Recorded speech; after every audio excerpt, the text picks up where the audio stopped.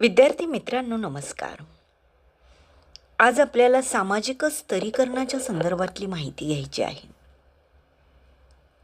समाज हा वेगवेगळ्या स्तरामध्ये किंवा वर्गामध्ये विभागलेला दिसून येतो. बहुतांशी समाजामध्ये सामाजिक विभाजन आणि सामाजिक स्तरीकरण दिसून येते.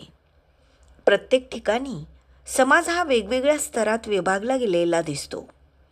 परंपरागत चालत आलेल्या स्तरीकरणाच्या उतरंडीनुसार व्यक्ती किंवा वर्गाला उच्च किंवा कनिष्ठ स्थान मिळते. यालाच स्तरीकरण असे म्हणतात. स्तरीकरणाची व्याख्या घेत असताना ऑक्सफर्ड डिक्शनरीनुसार सामाजिक स्थान किंवा वर्ग यावर आधारित असणारी समाजाची विभागणी म्हणजे सामाजिक स्तरीकरण होय. तर याचप्रमाणे पास्कल गिझबर्ड यांनी श्रेष्ठ व कनिष्ठतेच्या तत्वावर समाजाची कायमस्वरूपी गटात केलेली विभागणी म्हणजे सामाजिक स्तरीकरण होय असे सांगितले आहे. सामाजिक स्तरीकरण बघत असताना खरे तर स्तरीकरणाची वैशिष्ट्ये बघणे फार महत्त्वाचे आहे.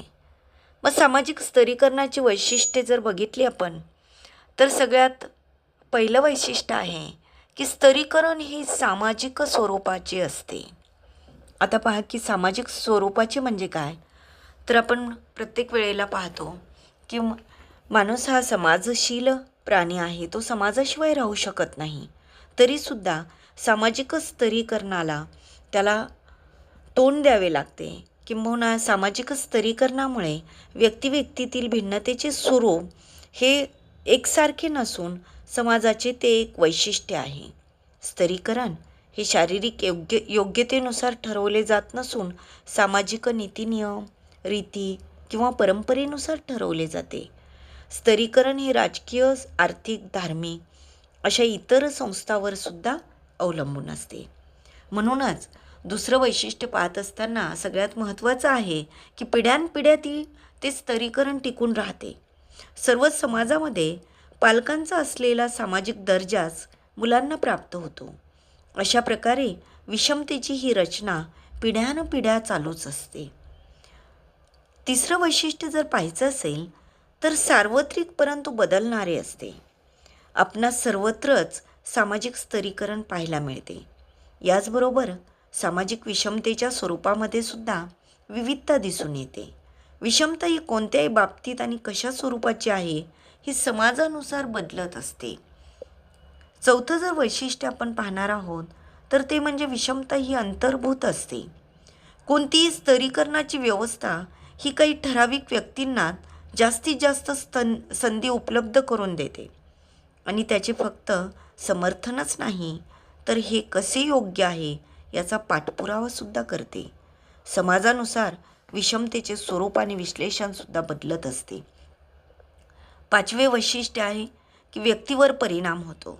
स्तरीकरण हे व्यक्तीच्या संपूर्ण जीवनाच्या पैलूंचा परिणाम करते. समाजामध्ये असणाऱ्या उतरंडीमुळेच व्यक्तीच्या समाज जीवनावर परिणाम होतो. समाजामध्ये असणाऱ्या विशिष्ट उतरंडीमुळे काही व्यक्तींना याचा चांगला अनुभव येतो तर काहींना वाईट येतो. याचा परिणाम जीवनातील संधी आणि जीवनशैली या दोन गोष्टीवर झालेला दिसतो.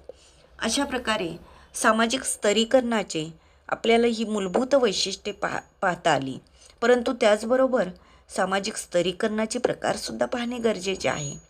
मग प्रकारामध्ये सामाजिक स्तरीकरणाचे आपल्याला दोन प्रकार दिसून येतात. एक आहे बंद किंवा बंदिस्त स्तरीकरण आणि दुसरं आहे मुक्त स्तरीकरण. बंदिस्त स्तरीकरणामध्ये व्यक्ती किंवा समूहाला आपला सामाजिक स्तर बदलण्याचे स्वातंत्र्य नसते. अशा स्तरीकरणाला बंदिस्त स्तरीकरण असे म्हणतात. जन्माने प्राप्त होणारा सामाजिक स्तर आयुष्यभर टिकून राहतो. म्हणजेच या व्यवस्थेत सामाजिक गतिशीलतेला वाव नसतो. व्यक्ती किंवा समूहाला एका स्तरातून दुसऱ्या स्तरात जाता येत नाही. भारतातील वर्णव्यवस्था व जातीव्यवस्था हे बंदिस्त स्तरीकरणाचीच उदाहरणे आहेत. मग मुक्त स्तरीकरण हा दुसरा प्रकार आपण पाहूयात की जेव्हा व्यक्ती किंवा समूहाला आपला सामाजिक स्तर बदलण्याचे स्वातंत्र्य असते त्याला मुक्त स्तरीकरण असे म्हणतात. म्हणजेच या प्रकारात सामाजिक गतिशीलतेला वाव असतो. व्यक्ती किंवा समूह एका स्तरातून दुसऱ्या स्तरात जाऊ शकते. आधुनिक औद्योगिक समाजातील वर्गव्यवस्था जर आपण पाहिली तर त्यामध्ये उच्च वर्ग, मध्यम वर्ग आणि कनिष्ठ वर्ग हे मुक्त स्तरीकरणाची उदाहरणं आपल्याला देता येतील. उदाहरणार्थ, मुक्त स्तरीकरणाचे निकष प्रामुख्याने सत्ता, संपत्ती, बुद्धिमत्ता, कौशल्य इत्यादी आहेत. आणि त्यामुळेच बंद स्तरीकरण व मुक्त स्तरीकरणाचे प्रकार म्हणून जाती व्यवस्था व वर्ग व्यवस्थेचा विचार आपण करणार आहोत या पुढच्या प्रकरणामध्ये.